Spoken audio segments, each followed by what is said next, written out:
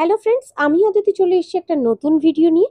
আর আজ আমি শেয়ার করতে চলেছি একটা বাঙালিদের অতি প্রিয় রেসিপি, যেটা বাচ্চা থেকে বড় প্লেটে পড়া মাত্রই জিভে জল চলে আসে। দেখতে থাকো পুরো রেসিপিটা আর আমাকে বলবে তোমাদের কেমন লাগলো।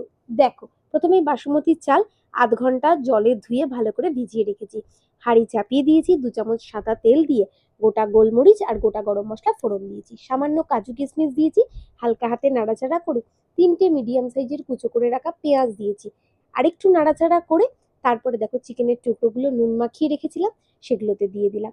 দিয়ে আরেকটু নাড়াচাড়া করে যখন হালকা কুক হয়ে আসবে, আদা কুচি আর লঙ্কা কুচি 1 ইঞ্চি আদা আর 5টা চেরা কাঁচা লঙ্কা দিয়েছি। তারপরে নুন, মিষ্টি, হলুদ গুঁড়ো, লঙ্কার গুঁড়ো, গোলমরিচ গুঁড়ো অ্যাড করে নিয়েছি।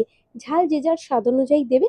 দিয়ে আবার খুব ভালো করে নাড়াচাড়া করে নিয়ে তারপর ভিজিয়ে রাখা যে চালটা, সেটাকে তুমি দিয়ে দেবে জল থেকে তুলে। দেখো, ভালো করে নাড়াচাড়া করে মিশিয়ে দিতে হবে মিনিট 5-7 ধরে।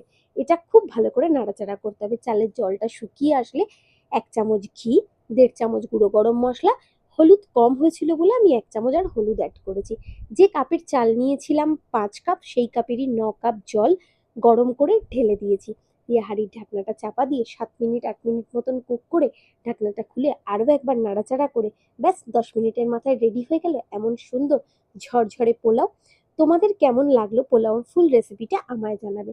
আমি তো চিকেন কষার সাথে সার্ভ করেছি। তোমরা কে কি পোলাওয়ের সাথে খেতে পছন্দ করো কমেন্টে জানিও। টাটা।